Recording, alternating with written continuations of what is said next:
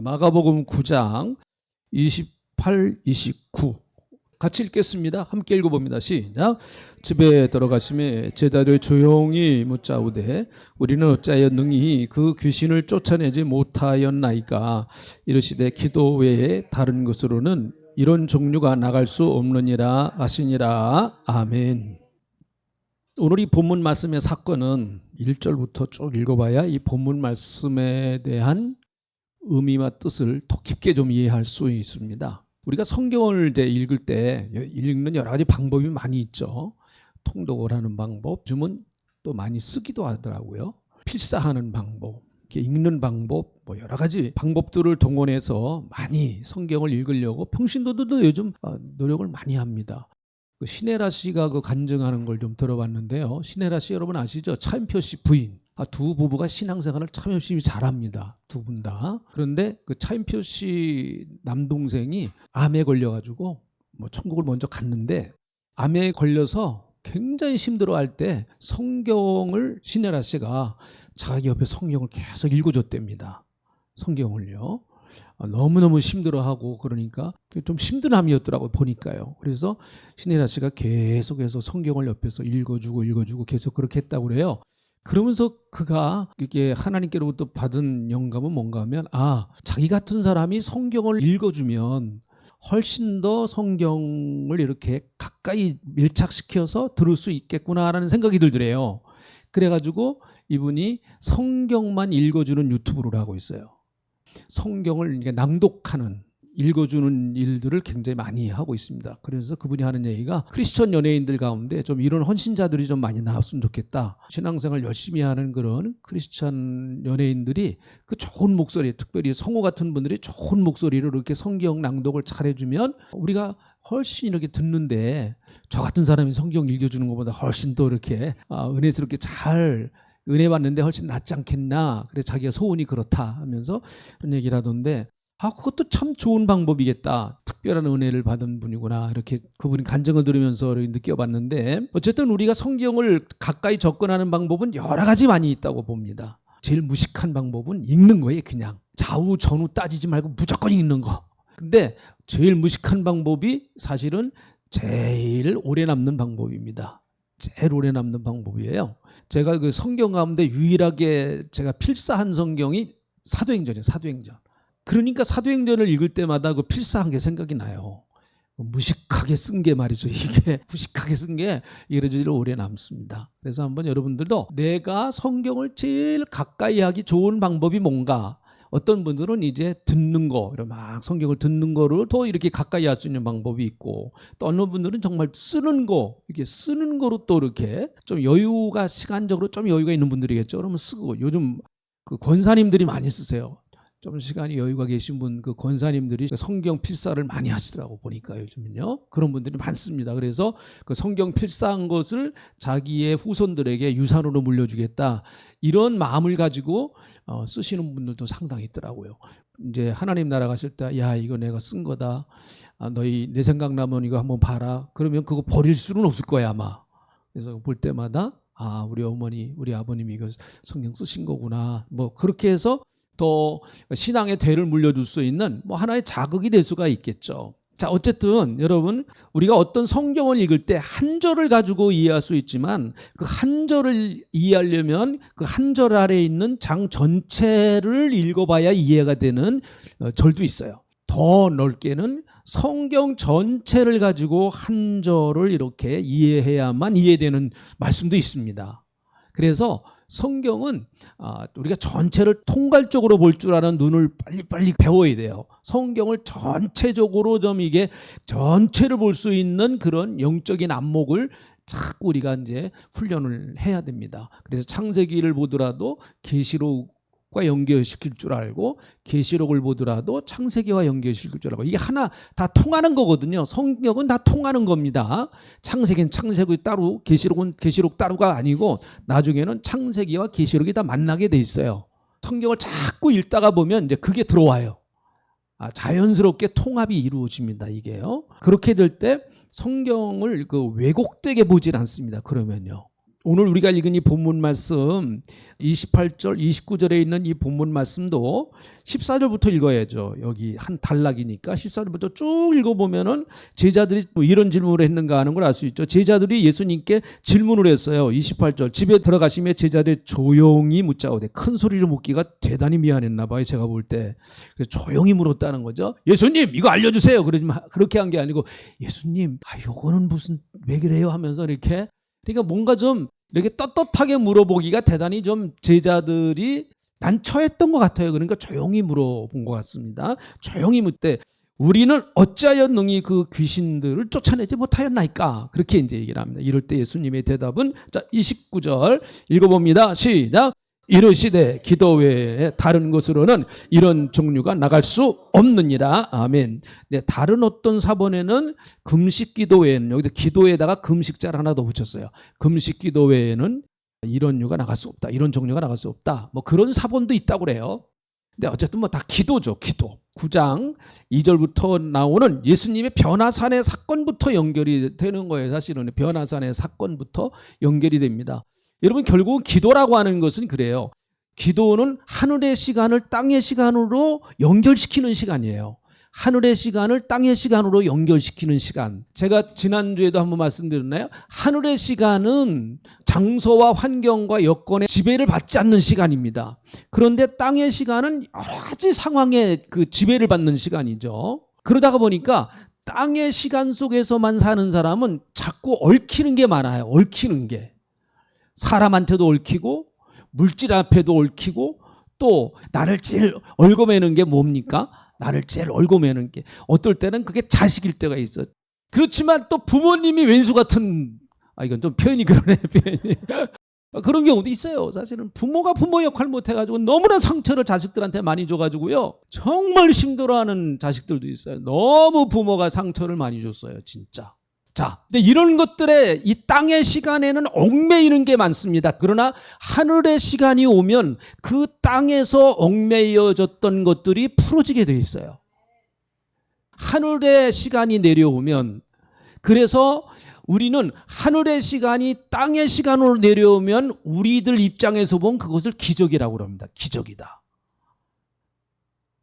그래서 오늘 이 본문 말씀에도 보니까 기도 외에는 다른 것으로는 이런 종류가 나갈 수 없다. 이건 귀신을 물론 쫓아낸 거예요. 귀신을 쫓아낸 거. 이건 귀신을 쫓아내는 것뿐만 아니라 귀신을 지금 한 사람이 이 한 아들을 얽매였단 말이죠. 자, 귀신이 어떻게 얽매였는가 보면은 20절에 있는 말씀을 보세요. 20절부터 22절까지입니다. 자, 20절 귀신이 이 아들, 아버지가 이제 예수님께 찾아왔는데 이 아들을 어떻게 얽매였는가 하는 것이 이제 여기 나오죠. 20절부터 22절 같이 읽어봅니다. 시작. 이에 데리고 오니 귀신이 예수를 보고 곧 그 아이로 심히 경련을 일으키게 하는지라. 그가 땅에 엎드려져 구르며 거품을 흘리더라. 예수께서 그 아버지에게 물으시되 언제부터 이렇게 되었느냐 하시니 이르되 어릴 때부터니이다. 귀신이 그를 죽이려고 불과 물에 자주 던졌나이다. 그러나 무엇으로 하실 수 있거든 우리를 불쌍히 여기사 도와주소서. 이렇게 얘기합니다. 그러니까 여기 보니까 경련도 일으키게 하고 땅에 막 엎드려뜨려서 거품도 흘리게 하고 또 20절에 보니까 뭐 물에도 들어가고 불에도 들어가고 그러니까 물불 안 가리는 거지. 진짜 무서운 거예요 이거요. 귀신에게 철저하게 결박당하고 귀신에게 철저하게 얽매여 있는 거죠. 이게 풀어져야 되는 거거든요. 하늘의 시간이 와서 이걸 풀어야 돼요. 하늘의 시간이 와서 이걸 풀어야 됩니다. 그러니까 예수 그리스도는 하늘의 시간을 가지고 이 땅에 오신 분이세요. 예수 그리스도는요 하늘의 시간을 가지고 이 땅에 오신 분이십니다. 그래서 예수를 만나면 단순히 이 세상에서 살아가는 시간의 지배만 받는 것이 아니고 예수 그리스도가 임하는 곳은 하늘의 시간이 임합니다. 그래서 천국은 여기 있는 것도 아니고 저기 있는 것도 아니다. 어디 있다고 그랬어요? 네, 우리 가보진 않았으니까 천국은 여기 있는 것도 아니고 저기 있는 것, 내 마음이 있다고 그랬는데 여러분 어떤 마음이 이건 예수님이 계신 마음이죠. 그냥 천국이 이루어집니까? 천국의 주인이신 예수님이 우리 마음속에 들어오셔야 천국이 이루어지는 거죠. 그러니까 천국이 이루어지면 하늘의 시간이 내게 들어와 버리는 거예요. 그러니까 천국의 시간이 내게 들어오면 이 세상에서의 삶의 어떤 시간적인 개념의 지배를 받는 것이 아니라 천국의 시간의 지배를 받기를 시작하는 거죠. 그러니까 은혜 받는 시간이 너무 좋은 거예요. 그렇죠, 여러분? 아멘 조금만 크게 해줘. 점심 드셨으니까 아멘 조금만. 그러시죠? 네, 할렐루야. 네, 그러니까 우리가 뭐 다른 데 가서 안 해도 이 시간이 너무 좋으니까 여기 와가지고 막 이러는 거잖아요. 그죠? 네, 너무 이 시간이 좋아요, 우리는요. 옆에 분에게 한번 물어보세요. 진짜 좋으세요? 한번 물어보세요. 네, 다 좋으신지 얼굴이세요. 그렇죠, 진짜 좋습니다. 기도하는 시간이 좋고 예배 드리는 시간이 좋고 성경 보는 시간이, 성경 보는 시간이 얼마나 좋은지 몰라요. 하늘의 시간이 내려왔어요, 내게. 얼마나 성경 보는 시간이 좋은데 왜 그 좋은 시간을 왜 성경을, 아이고 봐야죠, 그죠? 너무 좋은 시간인데 성경, 네, 너무 성경, 그 시간을 경험한 사람은 성경을 안 볼 수 없죠. 여기 아마 그렇게 경험하신 분들이 다 있어요. 성경 너무너무 보고 싶어서 안 보면 막 탈이 난다. 나는 환장한, 나는 성경 안 보면 미치겠다. 그런 분들 있으시죠, 여기? 예, 네, 아멘 하셔야죠. 우리 그래도 역시 사모님은 아무나 하나. 역시 그렇죠. 네. 안 보면은 막 이상해요. 삶이 이상해져요.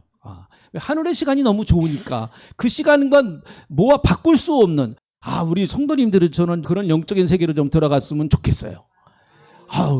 목사님, 지난 한 주간에는요, 제가 성경을 보느라고요, 눈병이 났어요, 눈병이. 성경을 보느라고.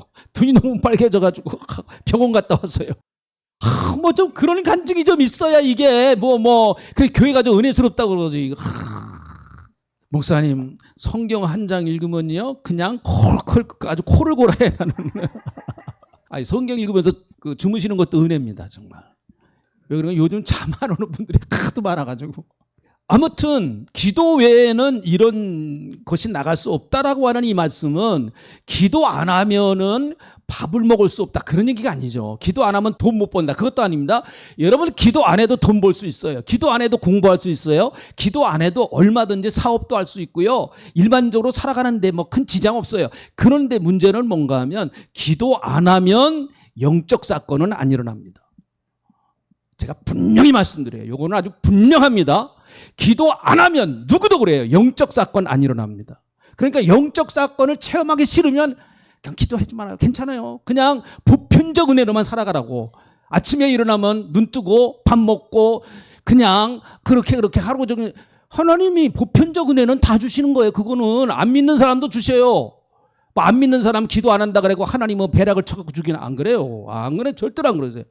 그런 은혜 속에 살아가는 거예요. 그냥 거의 보편적 은혜. 그러나 우리가 어떤 문제가 있어서 하나님 앞에 몸부림쳐 기도하고, 우리가 하나님 앞에 엎드려 하나님 앞에 간절히 기도하면 영적 사건이 내게 일어나는 것을 내가 경험을 해요. 기도를 안 하면 하나님이 설령 그 사람에게 영적 사건을 일으켜도 영이 민감하지 않으니까 하나님이 내게 역사하시는지 안 하는지 자체를 모르는 거예요. 그러나 기도하면 영이 민감해집니다. 민감해져요. 그래서 영적 사건을 경험하는 거, 하나님이 나를 도우시는 것을 생생하게 경험을 해요. 아주 생생하게 경험합니다. 그러니까 기도하는 사람은 또 기도하고, 기도하는 사람은 또 기도하고, 기도하는 사람은 또 기도하고 그래요. 기도하는 사람은 저분은 뭐 기도 제목이 이렇게 많아갖고 기도하나 그래요. 여러분, 우리가 참 목사가 할 수 있는 최고의 대답은 보니까 이게 참 궁색해요. 여러분들이 저한테 묻거나 상담을 하면 마지막 결론은 뭐예요? 어떻게 잘하시네. 어떻게 그렇게 잘하세요? 참 그 대답이 참 궁색해요. 사실은 궁색해. 딴 좀 멋있는 말을 좀 해줬으면 좋겠는데, 이제 기도하는 걸 좀 다른 식으로 표현했으면 좋겠어요. 일주일 금식하세요, 이렇게 좀 표현을 했으면 좋겠어요. 조영기 목사님은 그거 잘하시더라고. 강단에 서가지고 여기 자식 문제 때문에 어려움 당하시는데 오살리 가서 일주일 금식하세요. 그 강단에서 그래요. 하나님 계시가 왔다고. 저도 다음 주부터 한번 그래볼까? 순복음교회 교인들은 그걸 진짜 하나님 말씀으로 받아들여서 가서 금식합니다. 여러분 그게 설령 하나님 말씀이 아니더라도 가서 일주일 동안 금식하면 하나님이 역사하시겠어요? 안 하시겠어요? 역사하십니다 그건. 그래서 내가 볼 땐 야, 그 조영기 목사님 참 아주 지혜롭다 진짜. 사업 문제 때문에 어려우십니까? 여기 오늘 사업 문제 때문에 어려움 당하고 계시는 분 계신데, 아니 거기 그 본당에 그 본당만 한 데다가 5, 6천 명 들어가는 거의 한 5천석인가 그런데, 그 중에 사업에 어려움 당하지 않는 사람이 어디 있겠어요? 자식 문제 없는 사람이 어디 있겠어요? 그러니까 그런 분들은 다 일어서 갖고 아멘 합니다. 그냥 막 그러면은 그 중에 진하게 감동받는 사람이 있겠죠. 그래가지고 주여 오살리 금식기도에 가가지고 그냥 굴에 들어가가지고 하나님 앞에 살려주세요, 내 자식 살려주세요 하면서 막 기도합니다. 그러면 하나님이 역사하시겠죠. 그러면 또 그냥 해결됐다 그래가지고 그 옛날에는 철야기도 시간에 나가고 앞에 나와서 또 간증합니다. 하나님이 내 자식 문제 해결하셨습니다. 5천 명 중에 한 사람이에요 그거. 근데 듣는 사람은 다 해결된 것 같아요. 그래도 괜찮아요 그거. 교회는 그런 역사가 일어나는 거예요. 네? 그런 역사. 그래서 기도는 그렇더라고요. 보니까 하늘의 시간과 내가 접촉하는 시간이에요. 하늘의 시간과 내가 접촉하는 시간입니다. 그러니까 그 시간에는 영적 스파크가 일어나지 않을 수가 없는 거야. 하늘의 시간과 나의 영이 영적인 사건과 영적인 사건이 딱 부딪히니까 거기서 펑하고 어떤 스파크 현상이 일어나는 거죠. 그러다 보니까 거기에 능력이 나오는 거예요. 능력이 나타납니다. 그래서 이게 참 서구교회가 죽은 것이, 지금 저는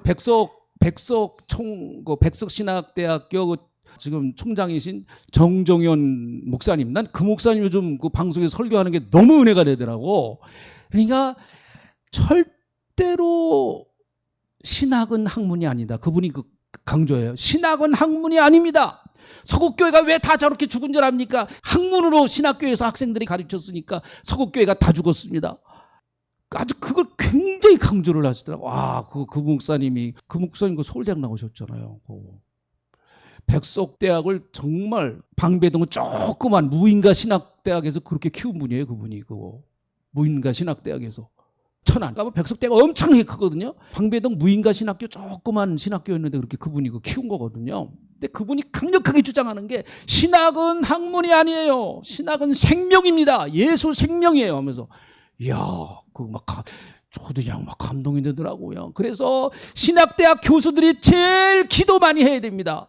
신학대학 교수들이 제일 금식 많이 해야 됩니다.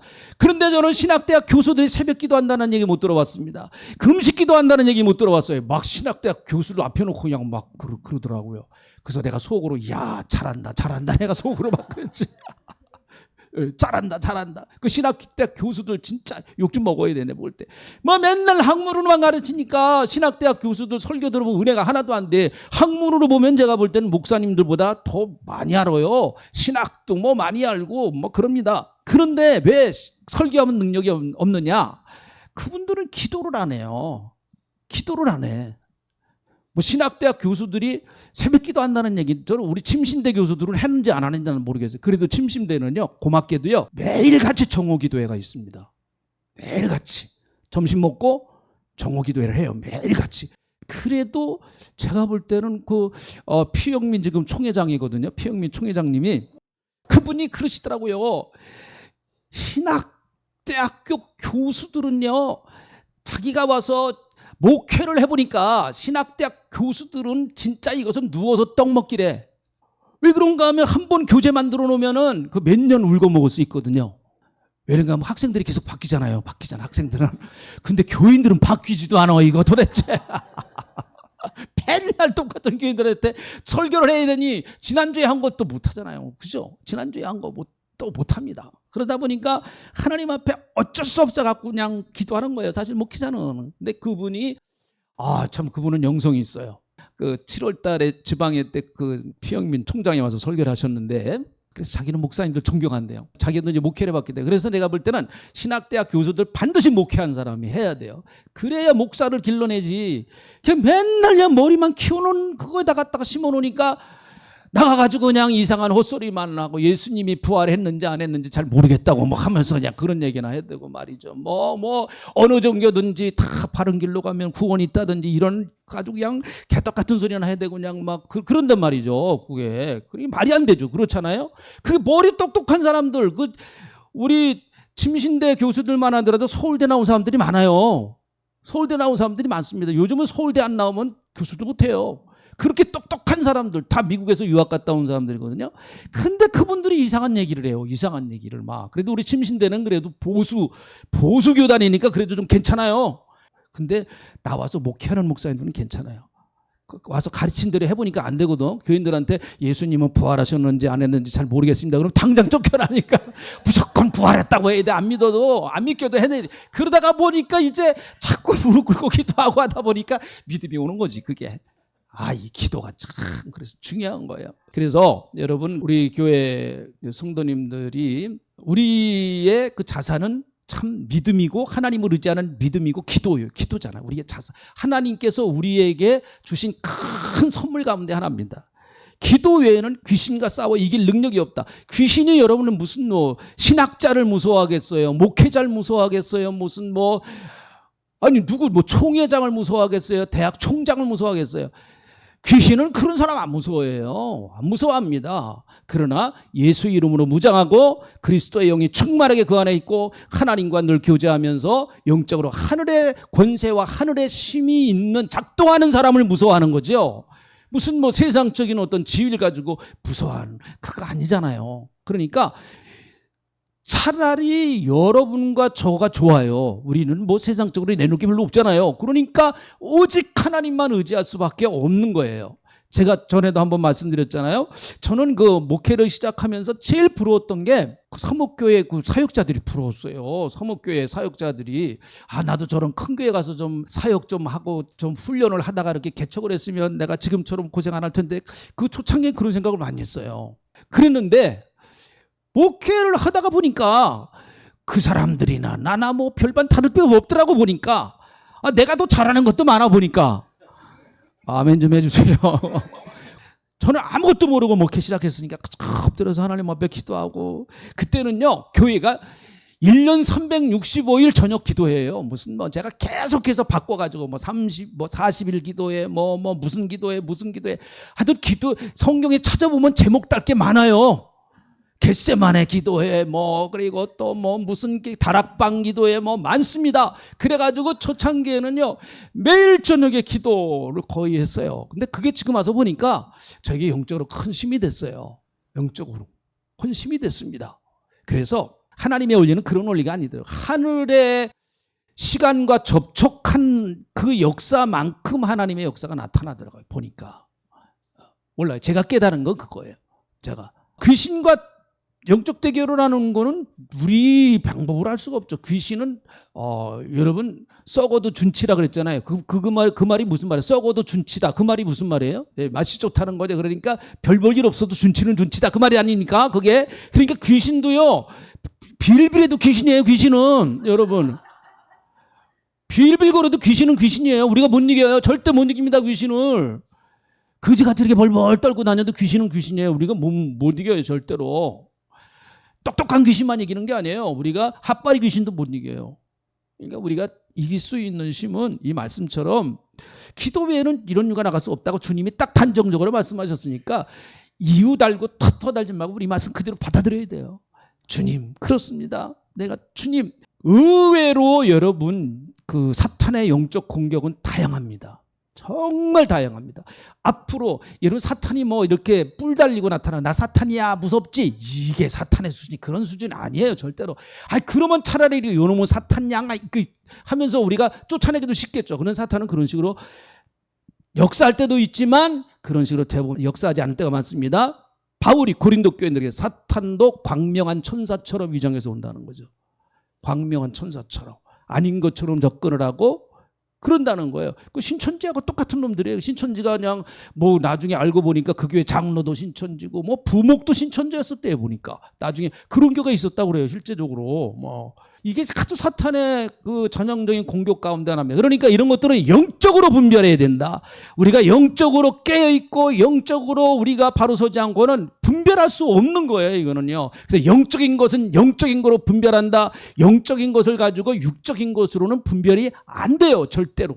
그러니까 육적인 것을 가지고 자꾸 영적인 문제를 해결하려고 그러니까 꼬이게 되는 거죠. 그래서 오늘 우리가 이제 지금부터 기도하겠습니다. 할렐루야. 기도하겠습니다.